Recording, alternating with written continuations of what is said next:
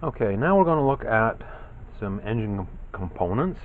I'm going to start with the cases, and I'm going to work from, I guess, the outside in. First, although not actually part of the case, is the cooling fan. Cooling fan fits on the left side of the crankshaft, of course. This fan has suffered some damage. It's got a blade missing here. It's very easy, very tempting when you get one of these machines, the engine doesn't want to rotate, or you want to see if it'll rotate. Of course, there's not much you can grab onto. It's not like they have a recoil assembly. You can try to pull to see if they'll turn over. If you take the cooling shroud off of the cylinder, this fan is quite accessible.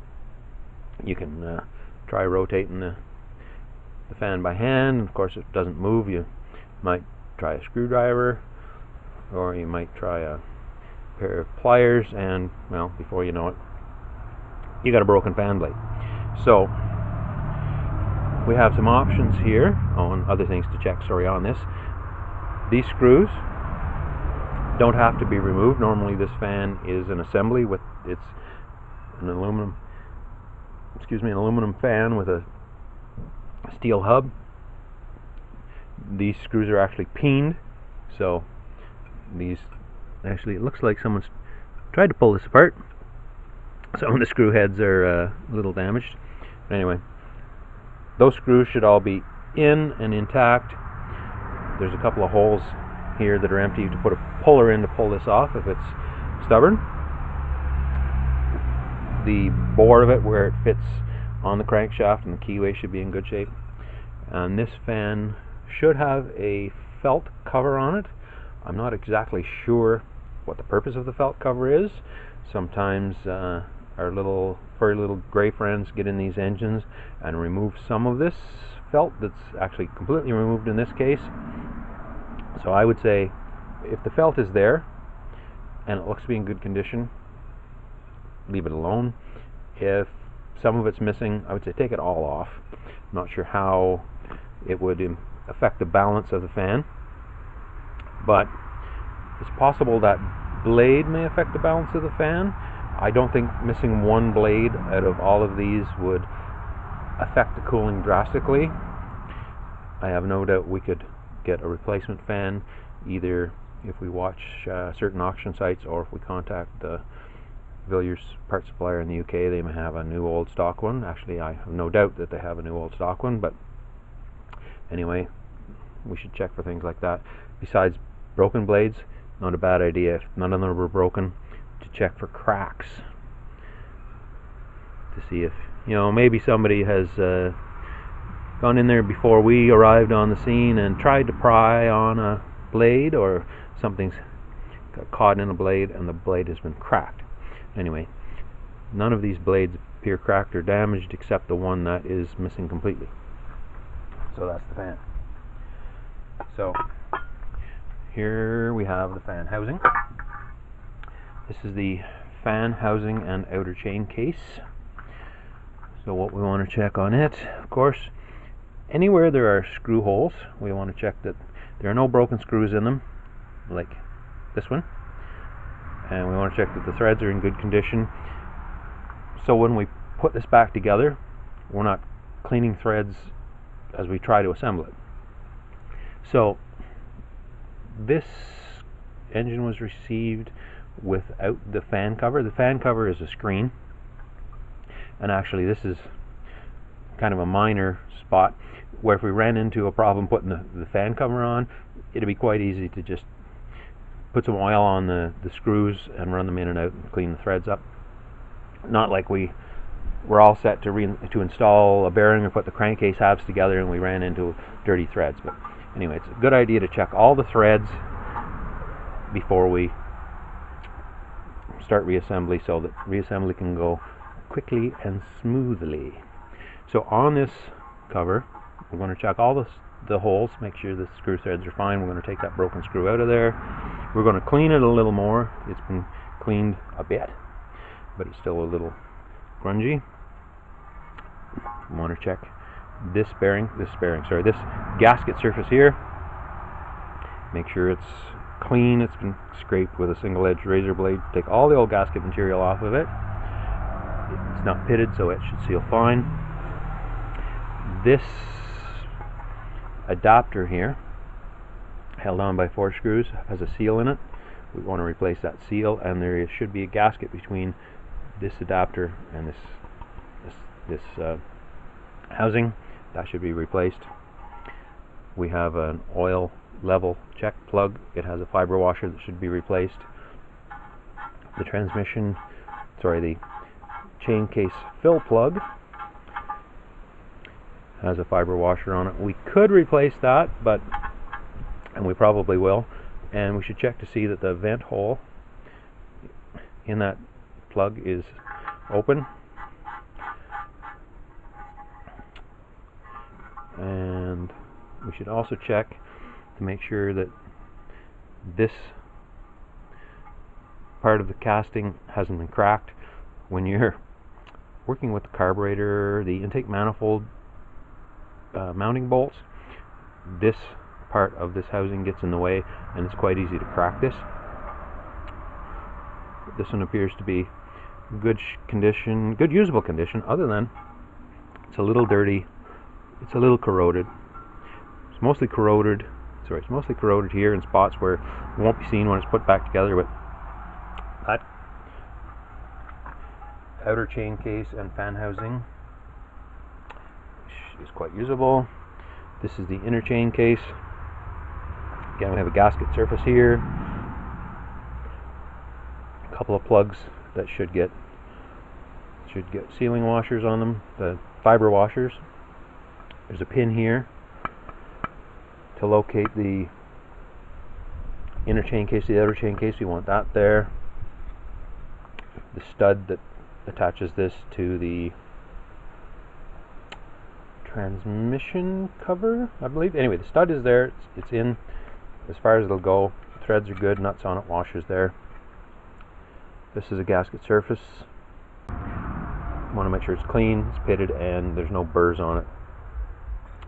There's a seal here that will be replaced. This is the seal for the transmission input shaft, and it's very hard, so we'll replace that.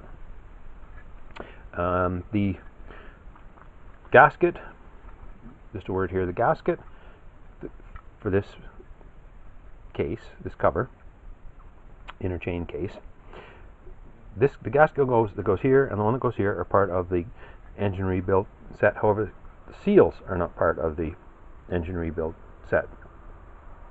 So gaskets are all included in the rebuild set, but not seals. But anyway, that covers could stand a little more cleaning, but it's quite usable. So put this excuse me, I'll put this to the back here. Not in a second. We'll put the fan back in here. We'll go on to this cover here. This cover goes in behind the stator for the Dynastart. This is not a gasket surface, but we should check and make sure it's not heavily damaged. We want the dowels to be in place. These help locate the cover, which we don't have for this particular engine. Anyway, these dowels help locate the outer cover accurately, because the outer cover has the points in it that have to be held in position in relation to the cam on this rotor. Anyway, we want to make sure these two dowels are in place. They're just tubes that go into the holes here where the screws go to hold the cover on, the cover that we don't have. We also want to check just any surfaces here that mate against other components to make sure they're not corroded. There are screw threads there, and there, where the dowels are. We want to make sure those are, of course, in good shape. There's a hole here where a stud goes through for the cover, front cover. the right outer cover that holds the points. So we want to make sure that hole is clear. And that cover appears to be in good shape. And actually that cover, we might remember, was the one that fits on there. And it fits quite well. I actually set it on there and it stuck on because it's a good fit. Anyway, so now we'll move on to the crankcase halves. These are these two pieces here are the crankcase. Very important we check them. It's very important everything here be in good shape, or we can have engine issues after we put it all back together, and that's not what we want to see. So we have gasket surfaces here. Gasket surface here we want to check, of course. Nice and clean, flat, not pitted. Gasket surface here. We have a gasket surface here. And we have a surface here. This surface is where the crankcase halves meet. There's no actual gasket, but the manual does say to apply a jointing compound. So a sealer would be applied there to make sure the two halves of the crankcase are sealed together. So everything here, gasket surface wise, looks good. We have a dowel pin. We have a crankcase drain plug that will get a new fiber washer. All the holes and threads will be checked. The mounting studs for the transmission are on, they're in, they're tight. Mounting studs for the cylinder are in and tight, threads are good. This is the front engine mounting lug. That's where the engine is secured to the mount in the Penguin. This mounting lug isn't used in the Penguin, it must have been used in a motorcycle application. Now if we look here, looks like either this has been machined slightly. I don't think it would be wear from the crankshaft rubbing against it, but anything's possible. I don't think I wouldn't consider that damage.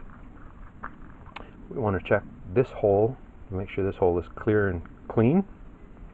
This allows any excess oil from the fuel mixture to drain down and help lubricate the two bearings that go in here. Where the bearings sit, the surfaces are not gouged, they're not pitted. The bearings should go in there and stay tight. There's a snap ring goes in there. It was in there securely. And the seal, there's a crankshaft seal goes here. This surface is in good shape. It's not pitted. We don't want it pitted because if it's pitted in the wrong spot, we put the seal in there and it's pitted so there's a little trough between the case and the seal, it's going to leak there. So anyway, that looks fine. So that crankcase half, which is the left crankcase half, this would have the inner chain case, outer chain case, primary chain, etc., all on that side. We'll look at the other half of the crankcase. Again, gasket surfaces, all gasket surfaces we want to check for pitting. This groove here is actually a drain. This is where the carburetor float pole sits here. That's a drain. So if the carburetor floods over, the fuel can drain out. In our case, it doesn't drain away very far. It goes into the engine compartment of the Penguin and stays there. But anyway, we want everything clean. The dowel is here. This is where the transmission goes. So this is a gasket surface. Dowel pin is there and tight. Stud is in and tight. The surface where the bearings go look to be okay. There's actually, pardon me, the outer bearing for the inner bearing. There's two bearings here. The one closest to us, I call it the inner bearing because it's closest to the center of the engine. This surface has some discoloration. Actually, it looks like some minor pitting, so I would say the bearing that was here should be replaced. The outer bearing, we'll see shortly, it's definitely going to be replaced. These studs, cylinder mounting studs, are in and tight, except this one here has suffered a little damage. The threads, the nut doesn't want to spin all the way, so we'll clean those threads up again. We don't want to be all ready to set the cylinder on and have little sealing compound on there and then find out the nuts won't go on. So that be cleaned up. Otherwise, this may get a little more cleaning. This surface here was where the Dynastart stator sits.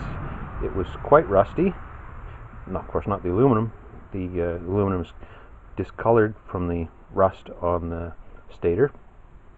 But I'll probably clean this up a little more with a wire brush. The mounting, the holes that the screws go into that hold the stator on. Of course, threads will be checked. Threads will be checked here for the inner cover. A little more cleaning, but that crankcase half appears to be in fine, usable condition. A little more cleaning and some threads touched up. So those are the cases. So we'll move on to some other engine components.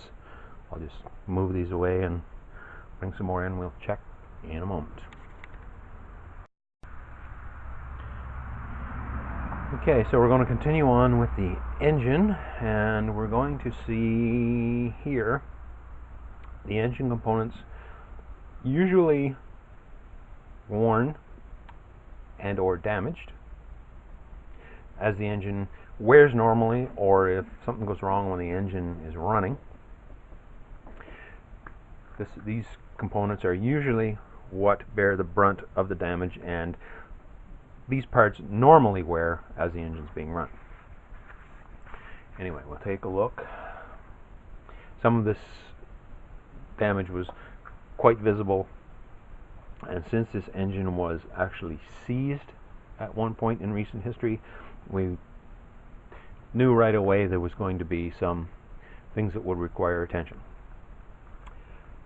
But anyway, we'll have a look at these parts and see what was found as we cleaned up. Okay, of course, this is the head gasket, which we will have in our engine rebuild gasket set. We will, of course, replace that. One of the first components to come off of the engine was, of course, the cylinder head. Cylinder head is held on with 3 bolts. There's a stud on the cylinder that also holds it on with a nut and washer. And on these engines, this stud is particularly long, as this stud helps hold the cooling shroud in place. So besides the nut and washer that holds the head on, nut and washer, there would be another nut go on, then a washer, then the cooling shroud, then another washer, which isn't here, and another nut to hold the cooling shroud on. So looks like we have all the parts here except for one washer. Anyway, that's a minor concern at this point. So on the cylinder head, things to check, of course, are cooling fins. These help radiate the heat created by the engine, and of course the air blown by the fan across these cools the engine and helps keep it cool. So we want to make sure that none of these fins are broken, or as few as possible. Now, a small corner, possibly not terribly worrisome. Now, on a motorcycle, of course, if we're doing a restoration and we want everything to be perfect, a cylinder head with a broken fin might look terrible, or at least not as good as a perfect cylinder head. But in our case, the cylinder head's covered, so whether or not we'd worry about, say, that much of a fin, well, we'd have to see how expensive it would be to replace something damaged that much. Myself, I probably wouldn't worry about it because you're not going to see it, and I don't think it's going to affect the cooling enough that we'd notice its effect. So, okay, besides the fins, our spark plug is in place, but we want to check the spark plug threads, make sure they're not damaged. Actually, this spark plug is in and tight and removes normally, breaks free, and after about a quarter turn it comes out very easily. Threads are probably in good shape. We want to make sure this gasket surface is not dinged, gouged, etc. And we would want to clean all the carbon that's here out. And one thing that is often seen on two-stroke engines is something in the engine, like maybe the engine's overheated, part of the piston melts away, we see a part of a piston ring bounce around, or even a piece of loose hardware gets in the cylinder, and the cylinder head gets pockmarked by something bouncing around in here. That we have to examine on a case-by-case basis. If the marks are simply dents with no sharp edges, we might consider reusing a cylinder head like that. Where there are sharp edges, that's a spot where there could be an edge that could glow and cause pre-ignition.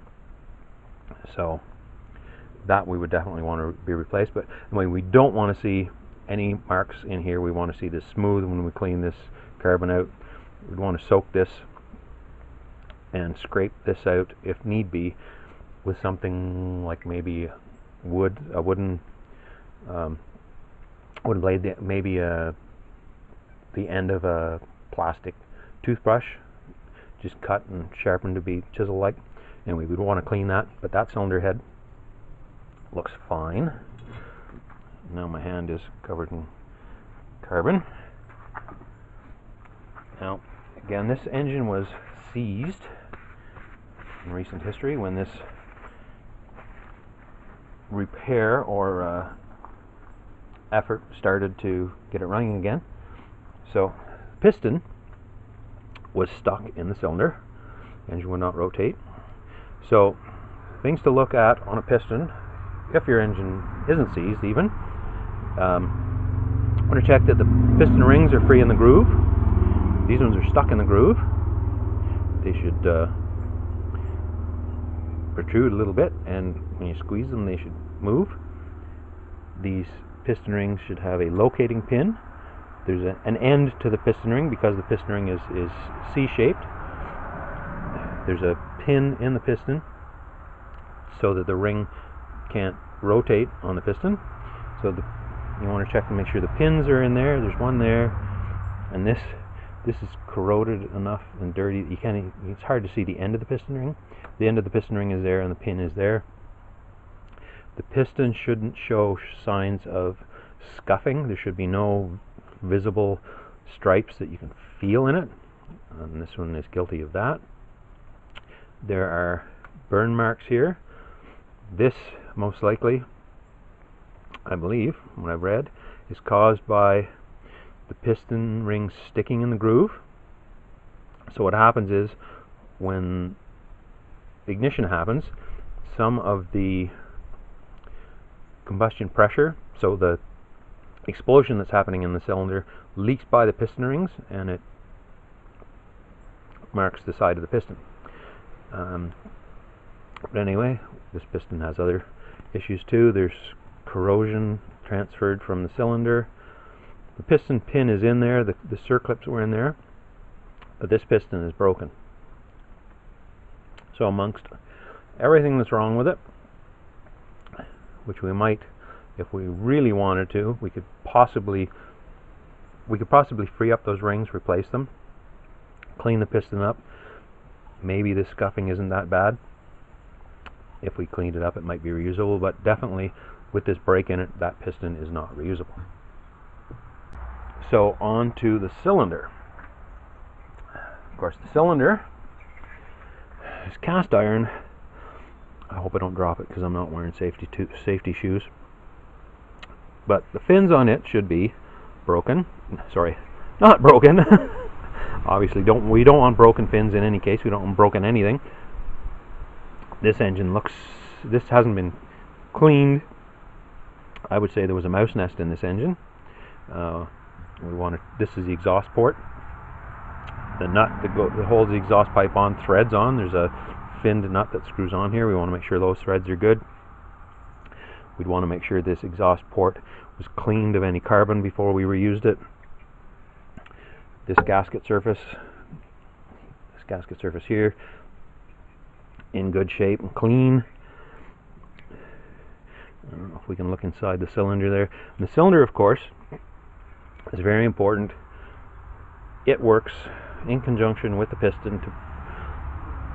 It's where all the power is produced that makes the engine run. So this cylinder, good exterior condition. The top surface where the gasket goes between the head and the cylinder is in good shape. Pins aren't broken. Exhaust port's in good shape. Mounting surface is good. The inside of the cylinder isn't in perfect shape. Like, it's not usable as it is. It's got scratches because it was seized, and when it came apart there was a little bit of minor damage done to the cylinder, but the cylinder is usable. Now, there are a few things that can be done to a cylinder to prepare it for reuse when doing a rebuild. If the cylinder wasn't badly worn before it got scratched, it may be possible to simply clean the cylinder with a hone to take the minor scratches and small amount of pitting from corrosion out of it. Now, if the cylinder was worn enough that when we take any more material off of it by honing it, it's going to be too large, which means the piston that should fit the cylinder there'll be too much clearance between the piston and cylinder.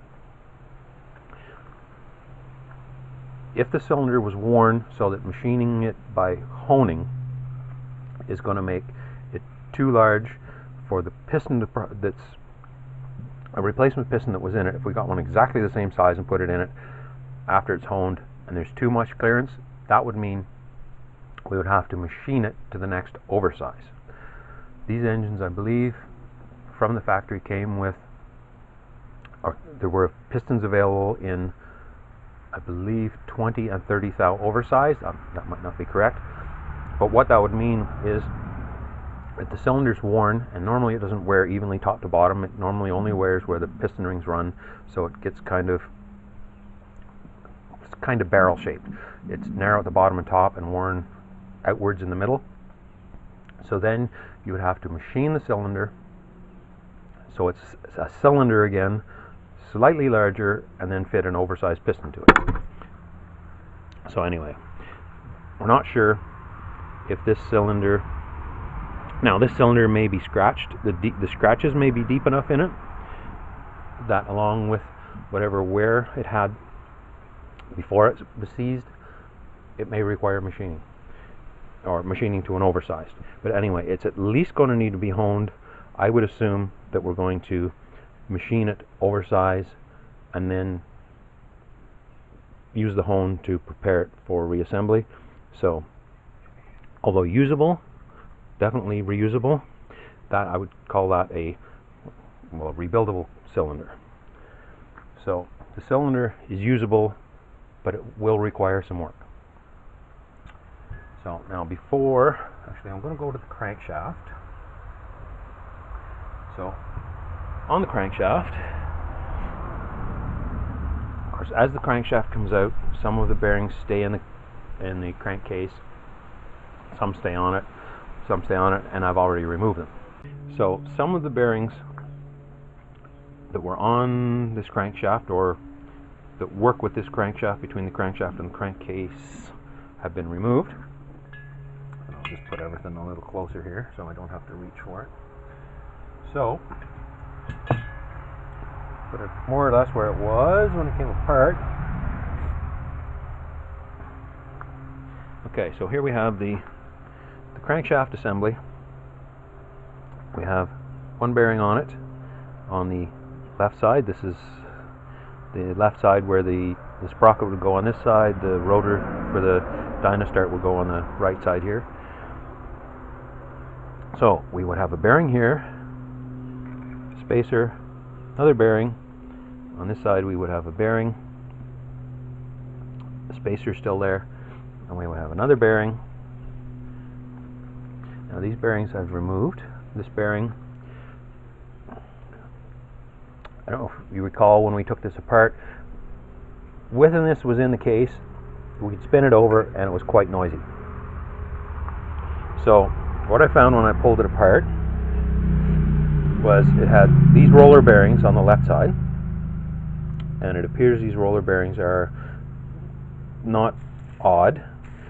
We can find them locally, and one of the noises I believe we were hearing, I'll wait till the car goes by on the street here. This bearing is clean, and it's got a bit of wear in it, so it's part of that bearing is part of that noise is it's chattering because of the play in it. But a lot of the noise is because the surfaces, either on the balls themselves or in the grooves where the balls run on the inner and outer race, are pitted. So that bearing will be replaced. This bearing, for comparison,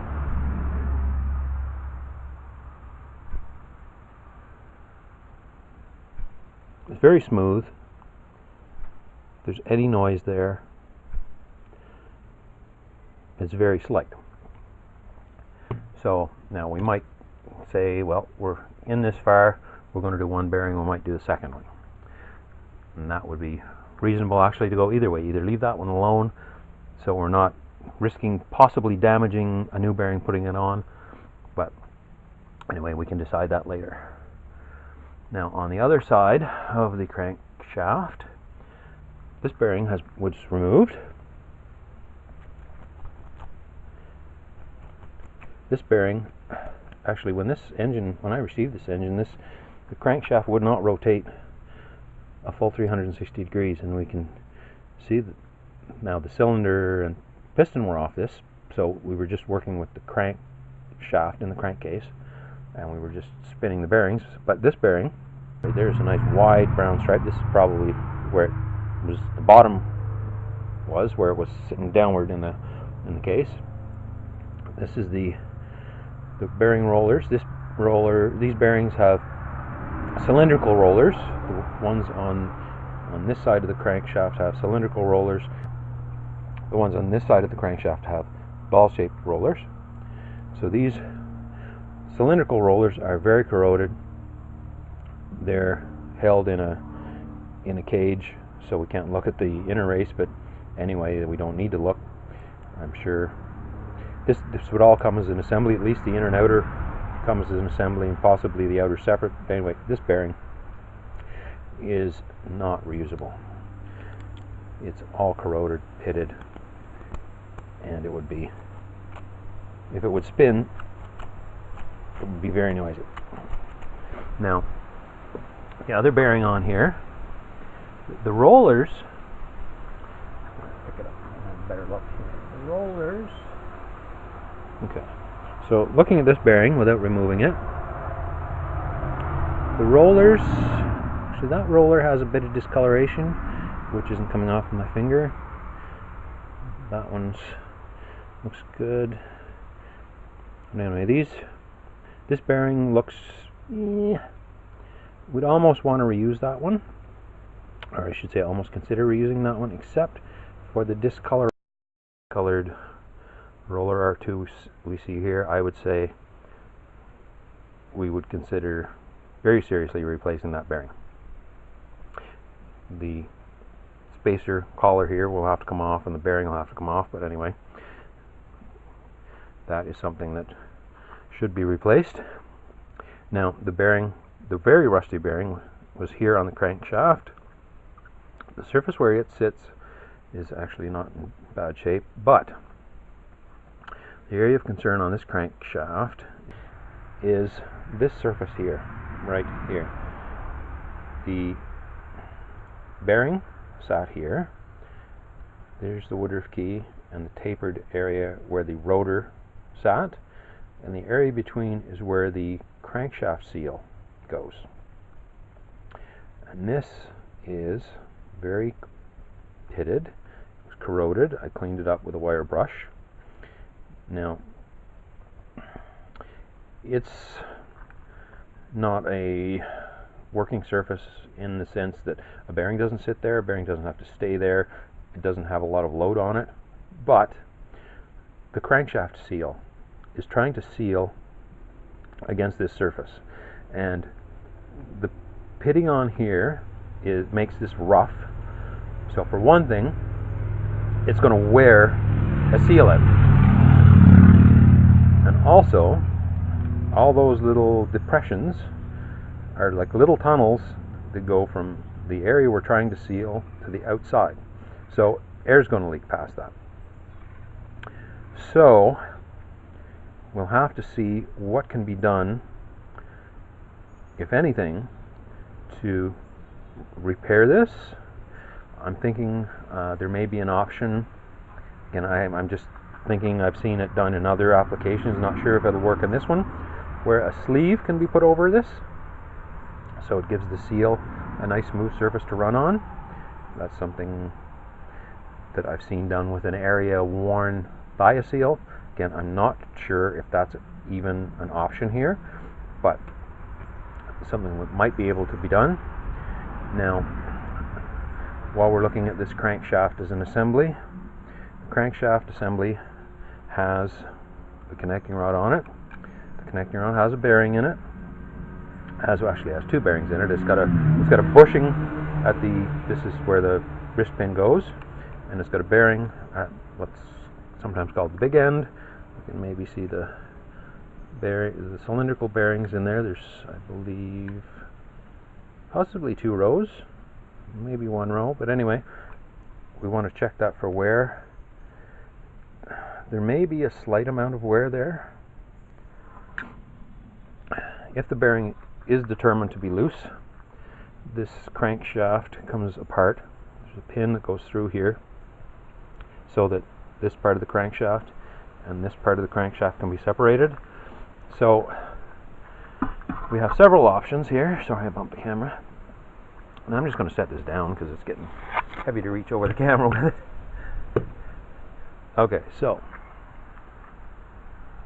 several options. First of all, we can look for a used crankshaft assembly that's usable, possibly even complete with bearings. Or we can find one with where the crankshaft is in good condition, the big end bearing is still usable as is, and we just have to put new bearings on.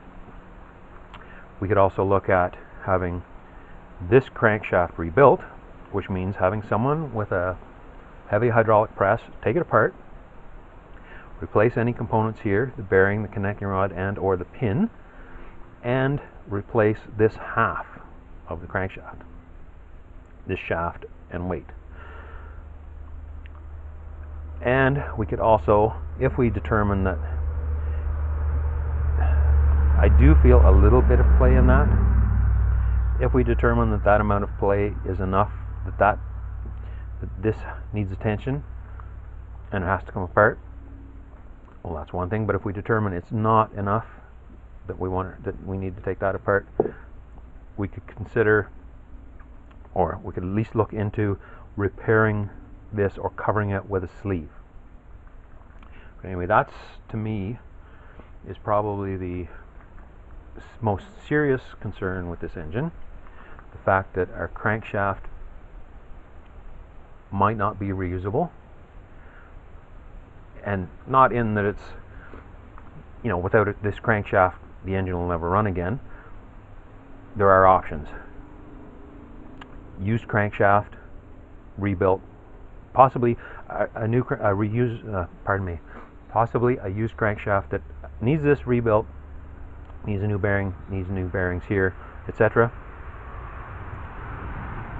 or we may be able to simply swap this, as in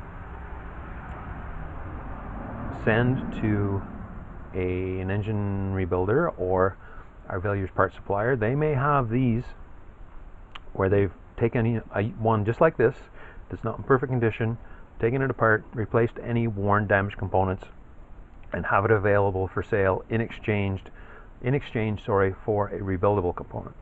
So that's an option as well. Or we may find a used piece, again, either usable complete with bearings or reusable with new bearings. But anyway, sorry if I've droned on and on about this crankshaft. It's very serious that this surface won't, in my opinion, work with a seal. If we say that wear isn't enough to worry about, put new bearings on this, put it all back together with a new seal in there. Who knows, it may run for a while when we start it up, but I would think the seal would very quickly wear and the engine would have running issues, because the crankcase has to be sealed for the proper transfer of fuel into the crankcase and then out again. So the crankcase works under vacuum to allow the fuel mixture into the crankcase, then it's pressurized as the fuel mixture is forced into the cylinder. It's hard to maintain a vacuum and pressure with a seal surface like this worn. But anyway, we'll continue on. There are a few more parts to look at, and we'll get the whole list of what we may need to put this engine back together. So continuing on, here we have a mixture of parts. We have transmission parts and we have Dynastart parts, so the electric starter generator parts. So we'll start with primary chain. This is the primary chain that goes between the engine and transmission. It normally runs in an oil bath. It's an endless chain, meaning it's got no master link in it. And one way to check for wear on it is to check and see how much it will flex this way. Another way to check for wear on any chain is put it on one of the sprockets it goes on and pull it away try to pull it away from the sprocket. This, in my opinion, is passing both of those tests. It's got a little bit of movement in it this way. So what I'm doing is just letting it sag as I hold it between my fingers, and it's got a little bit of sag to it. Visually it looks to be in pretty good condition. There's no corrosion on it that's visible. I haven't actually cleaned this very well, but anyway, there's no big chunks of rust hanging off of it. There's no big chunks of rust hanging off of it. So I think that chain is reusable. Now, another test for this chain is, as they say in the manual, you assemble the engine, install the chain, and check for slop or slack, I guess, between the two sprockets. There is a certain amount of slack that you want. You don't want this chain running tight under tension all the time. So you rotate the crankshaft and move the chain and make sure there's no spots where it gets really tight, and measure the amount of slack in the chain. Now, I'm not sure, but off the top of my head I think it's between 1/4 and 1/2 inch. But anyway, you measure the amount of slack, and if there's too much slack, you have to take the chain off, separate the engine from the transmission, and the gaskets that go between the engine and transmission can be added or removed as necessary to adjust the amount of slack in this chain, up to adding 4 gaskets. If you have 4 gaskets between the engine and transmission, and this chain still has too much slack in it, then according to the manual, that means that the chain is worn and should be replaced. Now, I've always been told that chain and sprockets are a unit, and replacing one without replacing the other is false economy. Yes, you're only spending money on the chain because the chain is worn, but the chain works with the sprockets. And if you replace a worn chain, that means the sprockets are worn. Replacing the chain, yes, it's going to look fine when you start, but the worn sprockets are probably going to wear the chain. But anyway, this chain out in our hands doesn't look like it needs to be replaced. This is the sprocket that goes on the crankshaft. It isn't seriously worn. The teeth aren't sharp. They're not. There's no hook there where they're worn unevenly on one side or the other. This isn't covered in rust. There's a little bit of dirt on it. Something else we want to check on it is this surface here runs against the seal. We want to make sure it's not worn or corroded, pitted. That looks fine. It's got a little mark on it, but I think we took a wire brush that to clean up. The groove for the woodruff key isn't worn. It fit on the crankshaft fine. It slid off quite easily. I wouldn't say it was worn, but it came off without too much trouble. So the sprocket is fine. Now the other sprocket that works with that primary chain,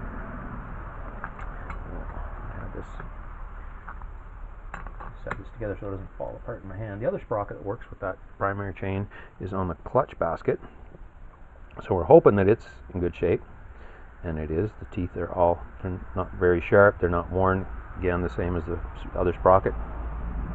So we don't have to replace the clutch basket. For that reason, that's only one way to inspect it. While we're here on this side, the sprocket side, the drive sprocket side, this spacer goes between the primary drive sprocket on the crankshaft and the fan. This spacer works with a seal, and it looks to me like, if I can clean it easily well enough, looks to me like the seal ran right there in the area between where there's no rust and there's pitting. So the pitting on this, of course, means it's not smooth. It could leak oil because there's oil between the chain case and the fan area. So we may want to replace this just so we don't have an oil leak on that seal. So that's the spacer.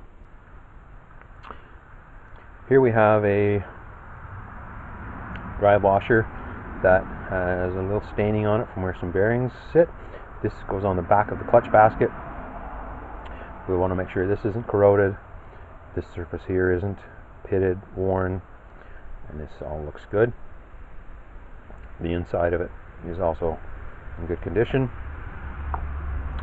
We'll go on to the clutch basket. The clutch, actually the clutch assembly,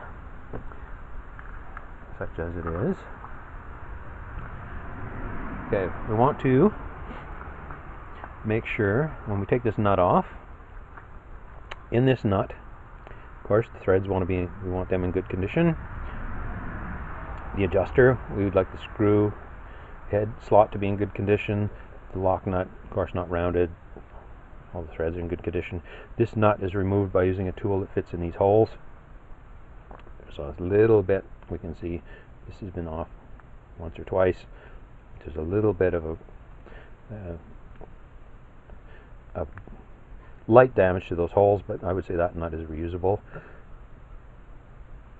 Excuse me, it's still a little dirty, but that's the nut from the clutch assembly. When we take that nut off, there should be a spacer. We want to make sure the spacer's there. Someone's had this apart before you receive it. This nut holds the clutch onto the input shaft of the transmission. That came off fairly cleanly, no damage to the nut. The edges aren't rounded. Under this large washer, there's a series of springs. We want to make sure the springs are all there. None of them are any shorter or longer than the rest. And if we find one damaged, I would suggest they be replaced as a set, so you don't have one spring a little one spring newer than the other, so one spring's got more force against it. But anyway, these springs all appear to be good condition. They're all the same, appear to be all the same length. They're dirty. They are dirty, but they're not corroded, which to me would make a weak spot on them where there's potential for them to break. Anyway, those all appear to be in good shape. In the center of the clutch is a hub. It should be in good shape. It should look to be in good shape when you first look at it. It shouldn't be rusty or pitted. The splines here shouldn't be worn thin in any one place, and they appear to be okay. And as you saw, that came out quite easily. So I'll just put it back in here if I can get the splines to work. There we go. I'll just put the washer back on there. Now on the clutch, of course, there are several plates with friction material on them. That's how the clutch works. So if we take this outer plate off, some of these plates are keyed. It's like these have tabs on them that lock them to the basket. And this plate here has tabs on it which lock it to the hub.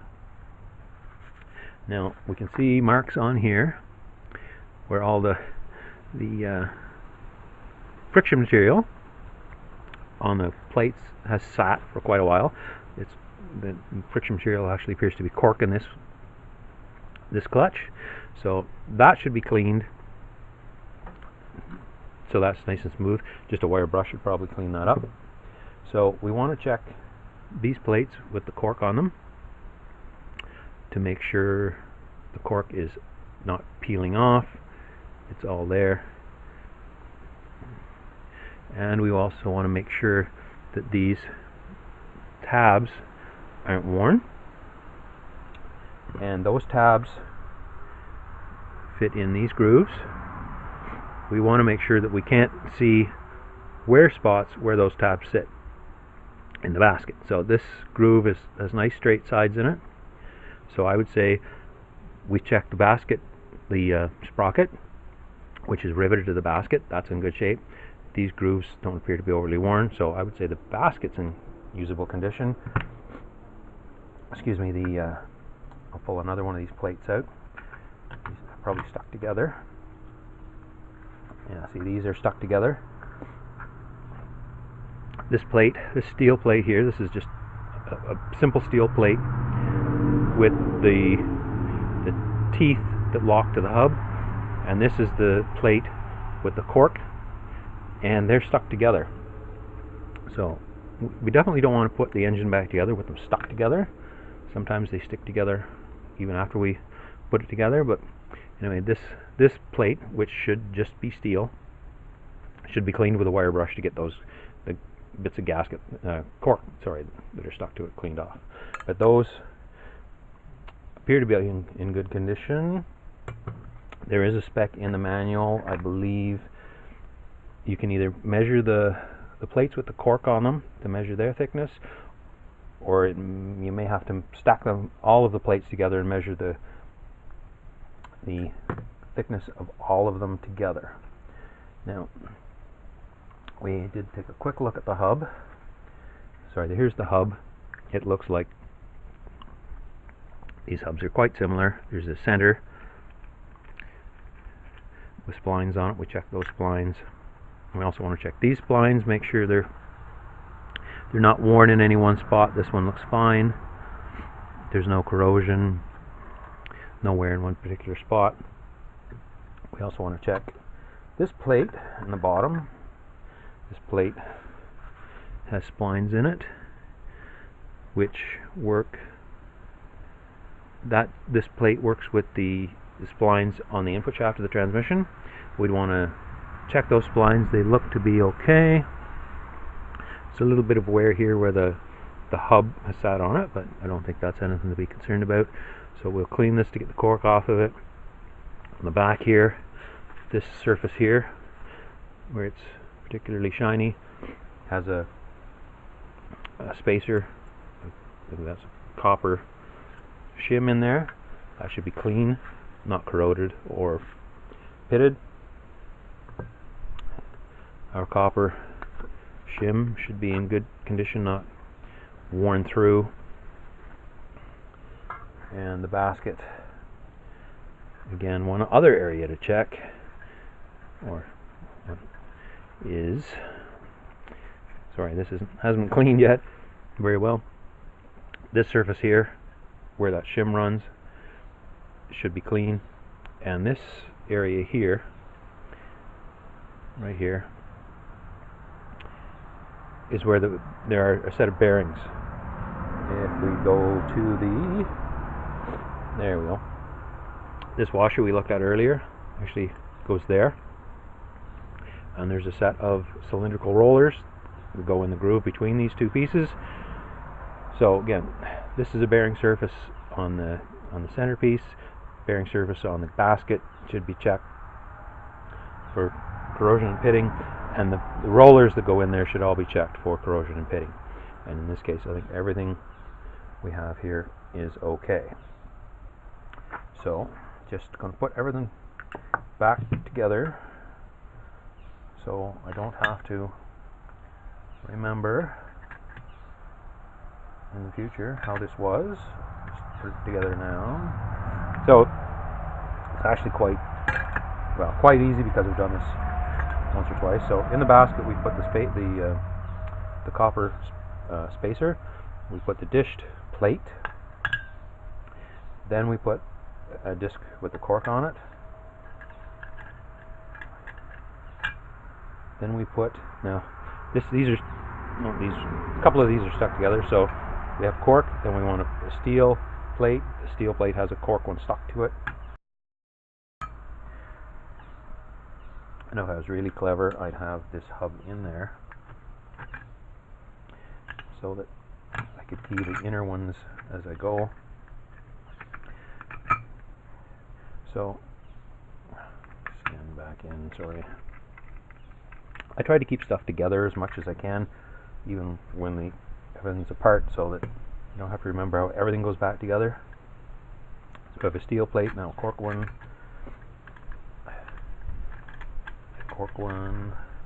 steel one.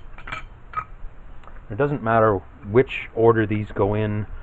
Like, it doesn't matter that this cork gasket, this cork plate goes here. It could be the first one in, as long as there's steel cork. They alternate. Otherwise, try to drive with steel on steel, and it probably won't go very far. Now, when this is cleaned up, it may not matter which way it goes, but because this is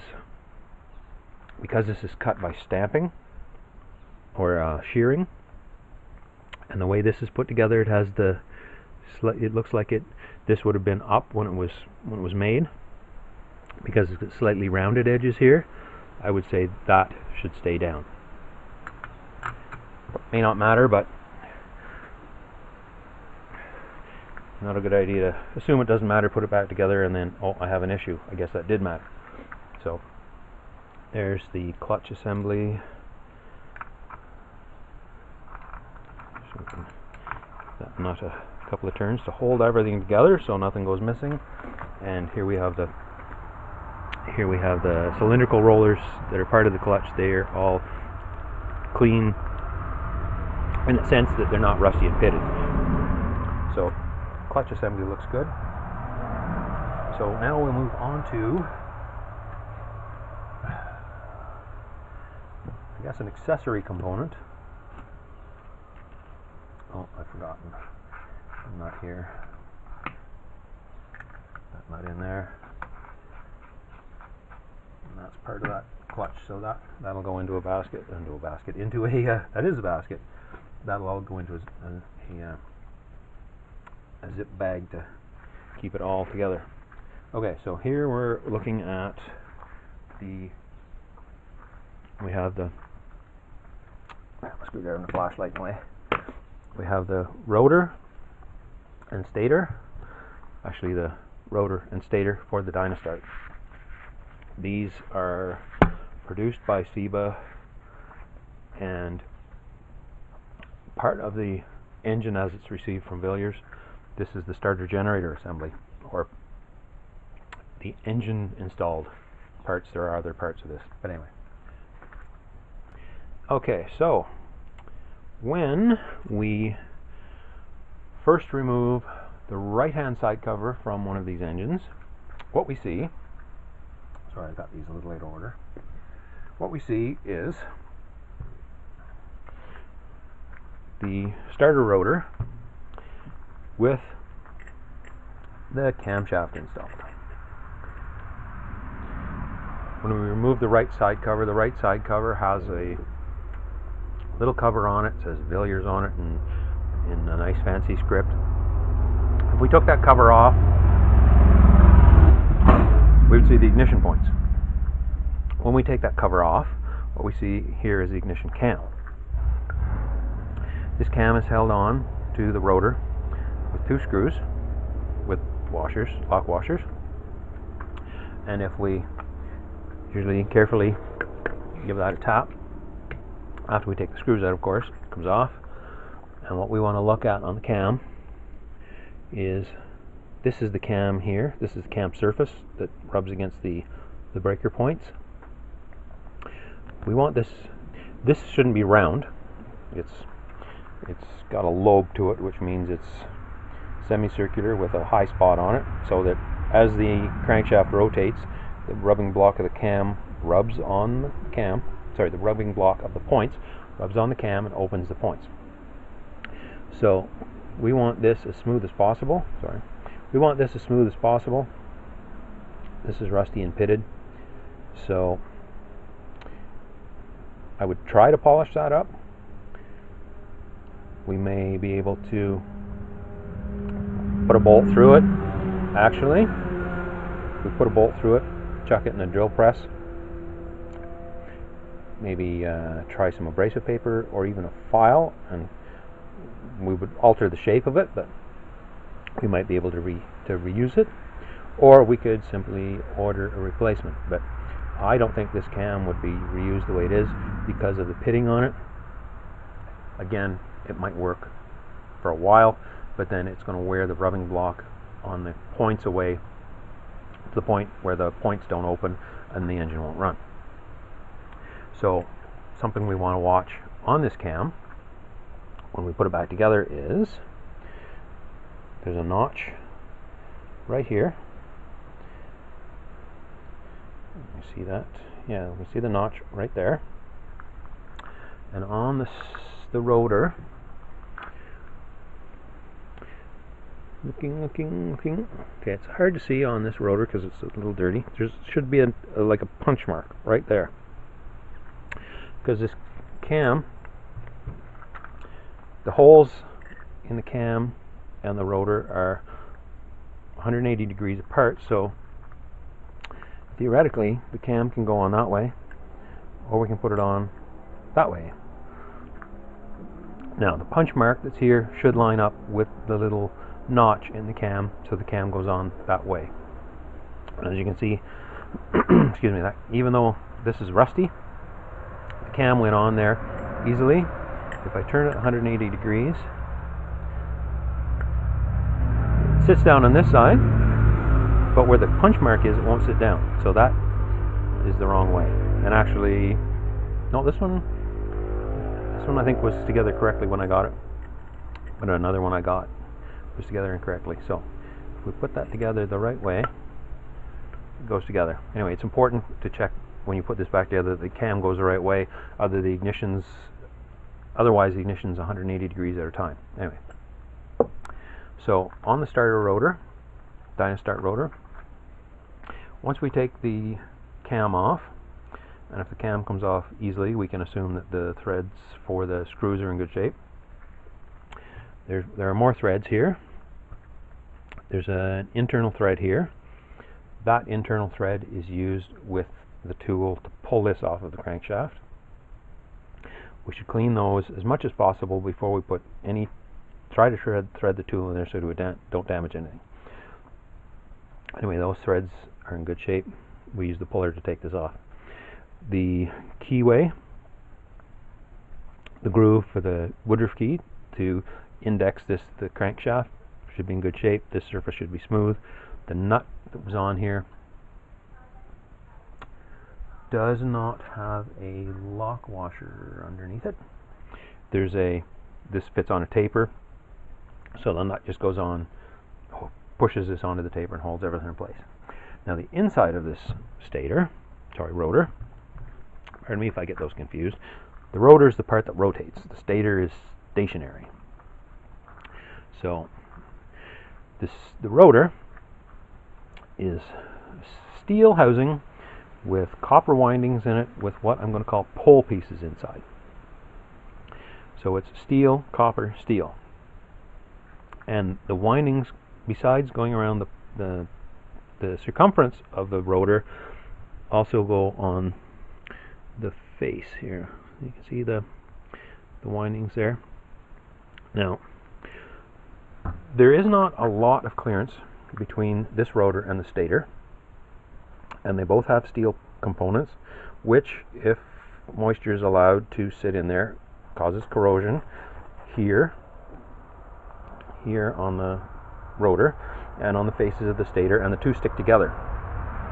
So actually, while we're here, if you get one of these engines and it appears seized, but it doesn't look like it's maybe been run hard, or it's been run a lot but it's still stuck, if you pull the right hand side cover and take a soft faced hammer, either a rubber mallet or a dead blow hammer, and tap here and around here as much as you can and try to wiggle that, the rotor may be stuck to the stator.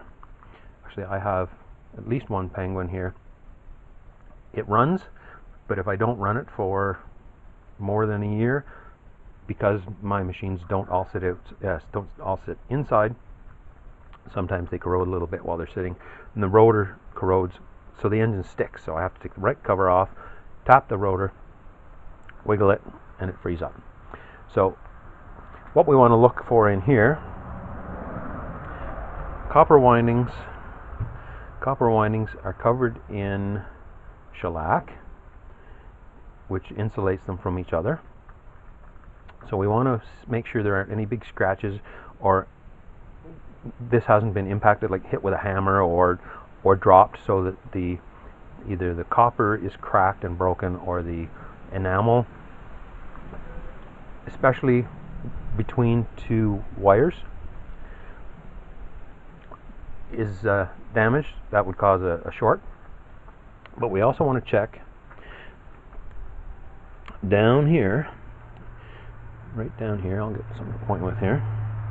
Down here, this surface here is where the brushes contact.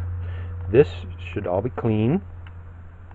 It should be fairly smooth. There shouldn't be any deep grooves around it, like this way. There should be a slight groove between each piece. It shouldn't be raised between each of these. I refer to this as a commutator.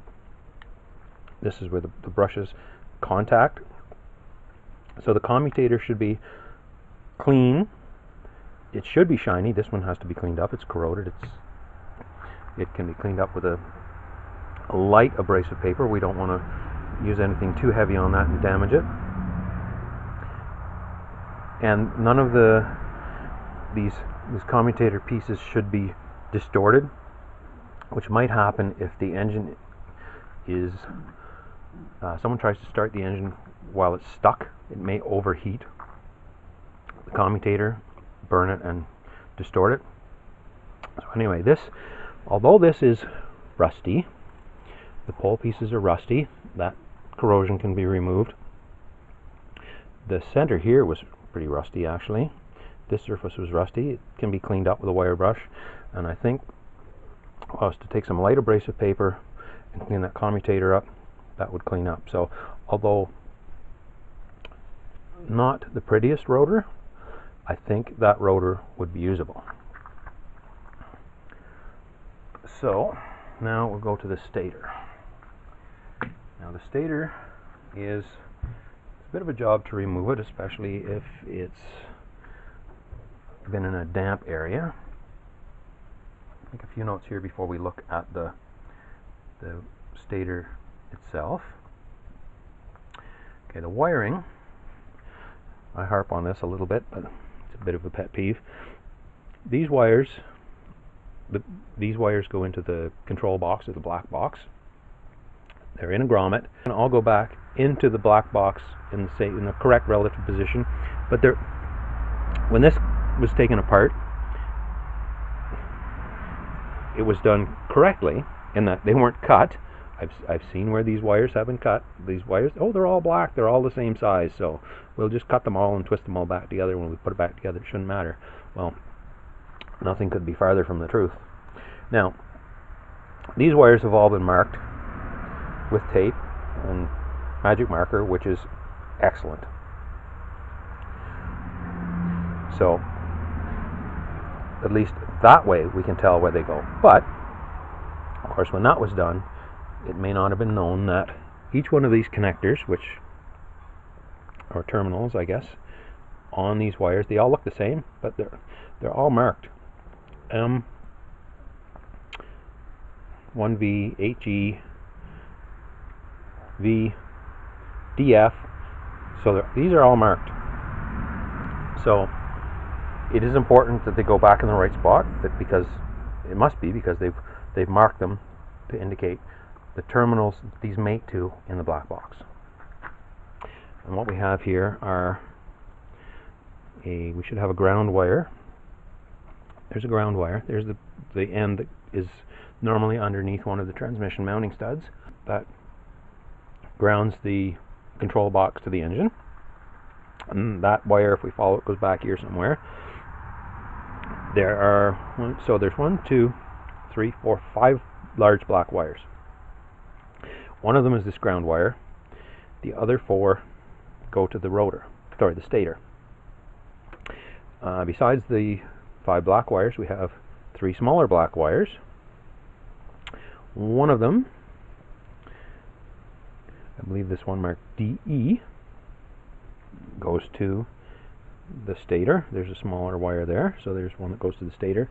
The other 2 small wires, red and the black one, those, if we follow them, they come out here. Those wires go to the points on the right hand side cover, and also tied in here is the yellow wire that normally stays with the right hand side cover, or it stays in the Penguin. This is the wire that goes to the neutral indicator light, but it passes through a grommet on the right hand side cover, and it's normally associated with this wiring, although it's not actually a part of this one. So anyway, there's the wiring. Terminals are all marked. It's been marked with tape, etc. That's great. The grommets here, the only thing missing out of this grommet is the battery cable, which may still be connected to the control box. So anyway, we don't want to cut these wires. We don't want to take them out of that grommet if at all possible.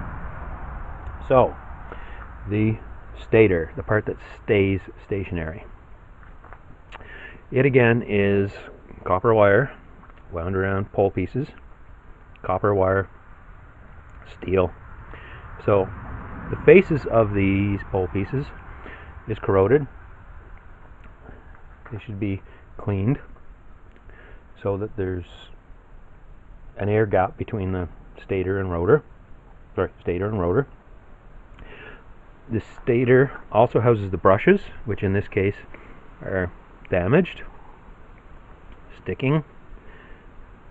So those brushes will need to be replaced. And when we ordered the brushes, I've found, much to my delight, that there are 2 styles of brushes, both of which are used in these engines.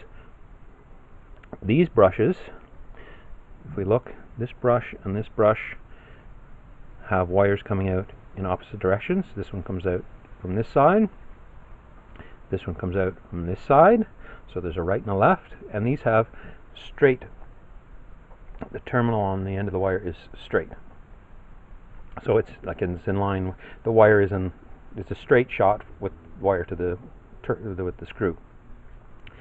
The other brush set that's available, the wires come out of the brush at the same side, so the brush wire would come out of this side, and the connector or terminal on the end of the wire is a flag style, so it's like these ones here, where the wire comes alongside where the screw is. So there are two sets of brushes. Be careful if you think you're going to need a set of brushes, wait till you can see them to order them. Also on this stator, the crankshaft seal is actually housed in this stator. It doesn't go on the crankcase, it goes in the stator, so this crankshaft seal should be replaced. Now as we're looking at this whole thing is very corroded. It hasn't been cleaned yet. Well, it's been cleaned a little bit, but not cleaned to the point where it can be reinstalled. But generally speaking, the wires are all on. There's no large bits of insulating tape missing. There doesn't appear to be any damage. Now it's going to be a job getting these screws out. And actually, when you take these screws out, if at all possible, take the screws that hold the brush wires on out one at a time. Because this is a reversing Dynastart, the function of this brush changes at least when the starter is changed from forward to reverse rotation. So I believe this wire is insulated from where this screw is actually threaded into. So there are insulators in here. Replace the brushes one at a time. Make sure the insulators, you keep track of them as you take the screw out, and put them all back in the same order, so that you don't have any connections between the brush and the ground or the base of the stator.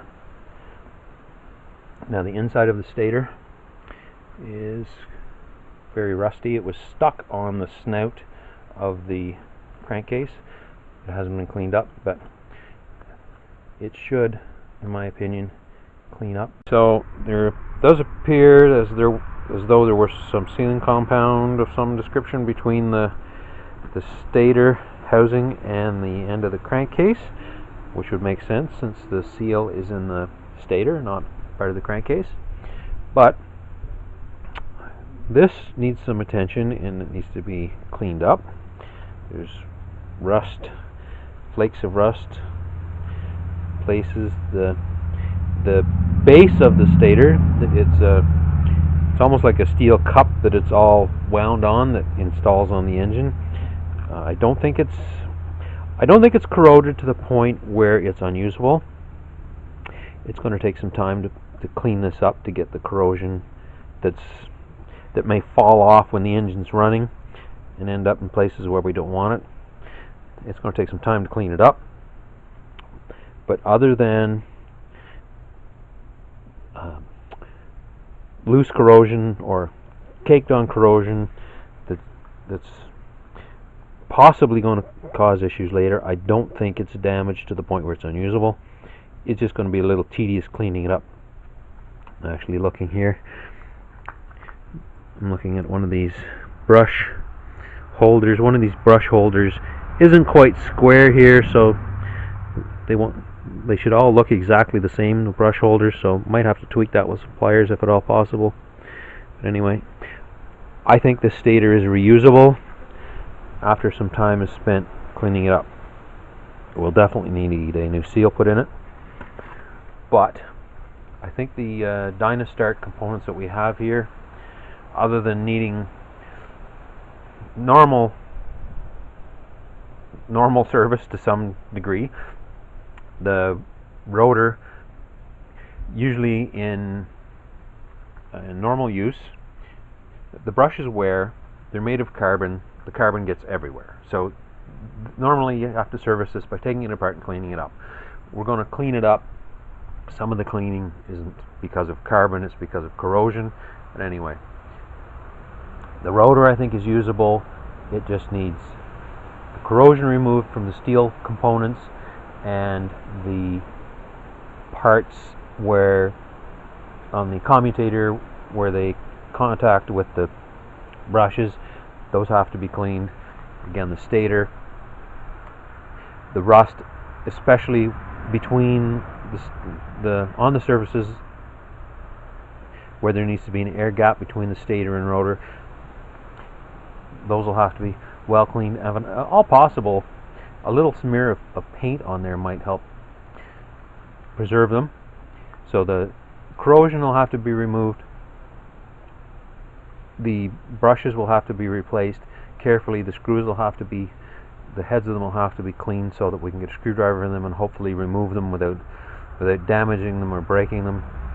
Brushes will get a set, and clean the brush holders so that the brushes don't jam in there. There's two brushes, at least two brushes here that are sticking, possibly because either the spring that's supposed to push them back out has gotten corroded and collapsed, or there's enough dirt in the spring holder that is just jammed. Anyway, the brushes are normally wear items you have to replace. The dirt is a little bit more than you usually see, but it's something that has to be cleaned up. I don't think it's necessary to replace this unless by some stroke of luck we find a used one really cheap. But anyway, if at all possible, we're going to clean this up. We'll clean it up and try it. I'll try to, when this engine goes back together, I'll test run it on a stand, make sure it runs, it's not making any odd noises. The starter generator works both directions, and if the engine starts and runs fine on a stand, then we'll put it into a Penguin where the engine is easy to install and get at. We'll put it in the Penguin, test run it, test drive it, make sure it starts, shifts, all the gears work, the clutch works, the starter works, the generator works as a generator to charge the battery, and so on. But anyway, the Dynastart I don't think is a major concern. It's going to take time to clean it, and it needs brushes. Other than that, pretty standard stuff. So overall, we have an engine here that needs some attention. It needs some time spent cleaning. It needs some parts. Some parts we would normally need to replace. Some have been worn out. Some have been damaged because of corrosion.